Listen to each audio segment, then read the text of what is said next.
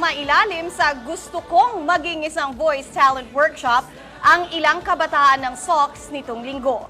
Ang paunahing tagapagsalita walang iba, kundi ang isa sa mga voice master ng Pinas na si Pocholo De Leon Gonzalez. Nagtapos siya ng BA Speech Communication sa UP Diliman at Masters in Broadcast Communication. Ayan, kaya naman mga kapamilya, kasama po natin ngayong umaga, eto na, ready na ba kayo? Lolo Bangs with Pocholo! Sir Pocholo, magandang umaga po. Kumusta po at welcome po dito sa MUSR. Magandang umaga rin sa'yo, Lolo Bangs. Pwede po bang makausap si Kuya Ted para po sa reklamo? Magandang araw Kasi- sa'yo. Kuya Ted, may masalangit. problema ako, Kuya Ted. Ito problema ko talaga. Nawala na po, alam mo naman, sumakabilang bahay na po yung asawa ko. Baka po pwede matulungan niyo ako makapaghanap po ng bagong mamahalin, Sir Ted. Nananawagan po si Lolo Bangs sa lahat ng mga nanonood. Pwede po kayo mag-apply sa kanya bilang kanyang girlfriend. Ano po ba? Baka pwede po yun na lang NBI clearance, police clearance, para po mag-submit sigura- lang kayo ng curriculum vitae o biodata. Ayun. Oh. Ipadala nyo dito sa ABS-CBN, Jensen. Palakpakan po natin. Ilang taon na ba kayo? Ilang taon na ba kayong dalawa talaga? Ako, si Pocholo, 80 na ba? si Pocholo naging kapamilya natin to sa DZMM, tama ba? DCMM and ABS-CBN. ABS-CBN. Hero TV, Cinema One. Wow. Pocholo, Director. ang dami mong boses. Ilang boses nga ba ang kaya ni Mr. Pocholo Gonzalez? Actually, I can say na I have more voices because of the people na train ko. Okay. Kasi kung ako hindi ko na nabilang, more than 100 siguro. Wow. 100. Oh, I was featured sa halos lahat ng TV station and especially Right. sa ABS-CBN, yung Mukha, even Chris Aquino, Matanglawin, and many more. Especially they created a special show, yung Gintong Tinig with our very own Peter Musngi. Oo, si Sir Peter. Iba din yun pag, Yeah. pag mag-inspire. Yun yung boses ng ABS, no? oo. Sige po, pasample naman kami sa mga kaya niyo pong gawin. Kahit 10 mga sikat lang po ng mga personalities ng Pilipinas. Hindi, siguro yung mga nagawa ko para Sige po, very go ahead po. Sige po. Usually, kung nanonood kayo ng Meet Your Garden, ako Meet Your yung Garden. tatay ni Sunshine doon. Oh, Yung boses niya siya yung, pala. yung ganito yung, Magandang araw sa inyo. Ako nga pala ang tatay ni Sunshine. Kamukha mo si Daming Sir.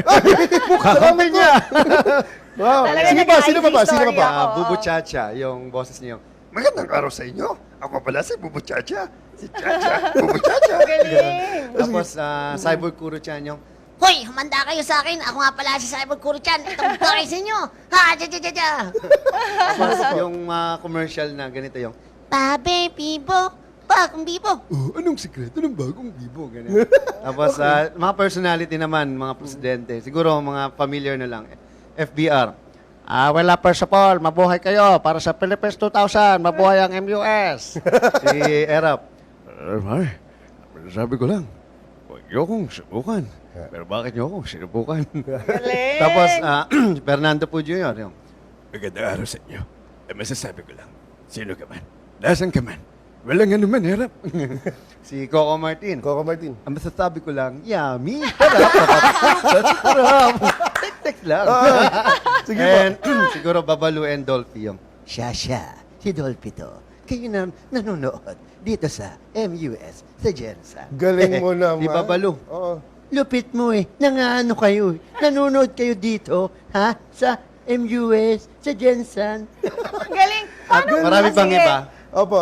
Pwede bang Kuya Choi na lang? Oo, wag na Poch. Binilang ko wala pang sample. Ay, sige, Hindi, go. ano lang, okay Sige lang. Sino pa po? Si Noli De Castro. Yung mga banat niya siguro yung, Magandang gabi, bayan, at sa ulo. Yung mga ganun. Diba? sige Tsaka sa kabilang estasyon, dami na natin. Wag na po yun.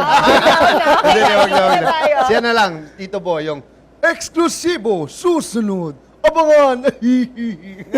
Babae po, kaya niyo po ba? Ay, alam mo, kasi mahirap yung babae. kasi iba yun. Pero, kaya ko yung matandang babae yung, Alam mo, Apo. Nung bata pa ako. ganun. Pero, actually, it's more than voice acting, more than doing voices.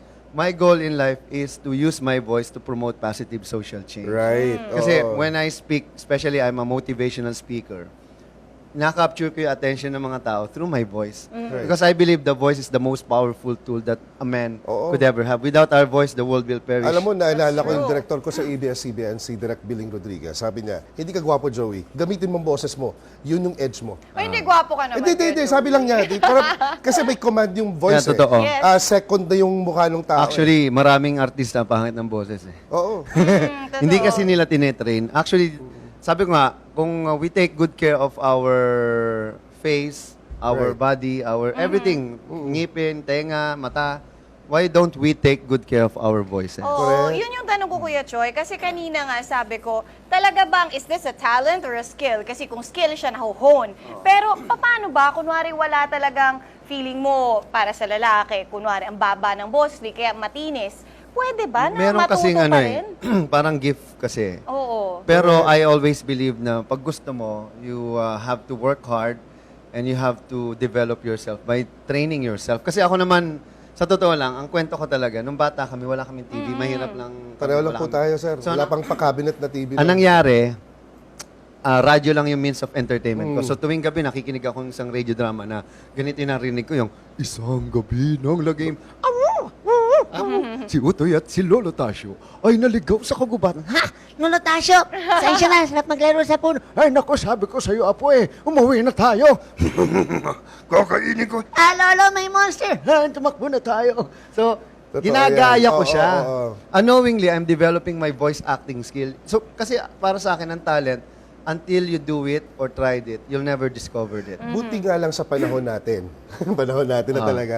Yun yung mga ano namin dila, yung mga kagat ng dilim, yung mga Dr. Love, yung mga ano pa ba, yung mga Mga 24 dramas na mga oras. inaabangan talaga natin sa radyo, sa RH, sa iba pa mga stasyon noon, di ba? Yun yung mga ano noon. Yun nga. Tapos, nagulat na lang ako. Ginagawa ko na siya sa school.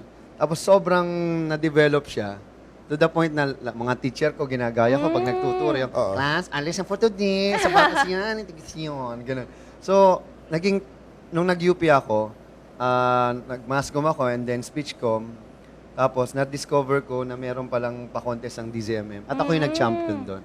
Okay, eto kasi may libro, May libro si siya eh. Sir Pocholo. Gusto kong maging voice talent. Before natin to i-discuss yung libro niyo po, Kuya Choi, paano ka nag-decide na gusto mo ngang maging voice talent? Kasi ano yung punto sa napansin buhay ko mo? lahat ng Oo. tao, pag tinanong mo ng bata ka, anong gusto mo maging? Doktor, abogado, engineer, teacher? Wala namang sabing gusto kong maging voice talent. Ako naman, I believe I have this talent and skills and passion in doing, kasi gusto ko dati mag-artista. Correct. Pero sabi ko, marami nang sikat. Ano bang isang bagay na hindi pa kilala pero nandyan, na parang artista din. So na-realize ko, voice acting yun. So, pinasok ko at walang nakilala sa mundo ng voice acting. So, ako yung gumawa ng pangalan. Kaya, I was branded as the voice master. Bakit? Nagturo kasi ako.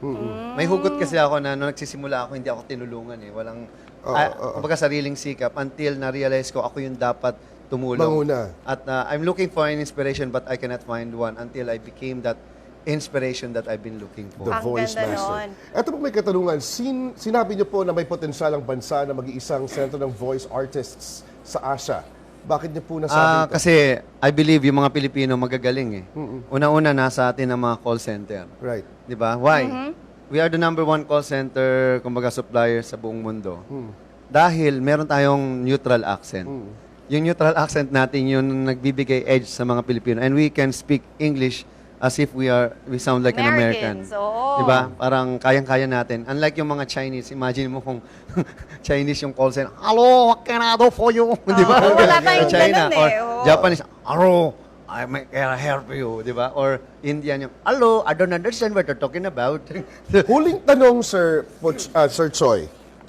Kung bibigyan po ng Thank you. insurance yung boses ninyo, magkano kaya Nako, ang hindi. boses Actually, niya? kailangan ko na yan. Pero walang ganun sa Pilipinas Okay. eh. Sad to Para say. sa akin, kumbaga, hindi mo masusukat pagdating sa pera eh.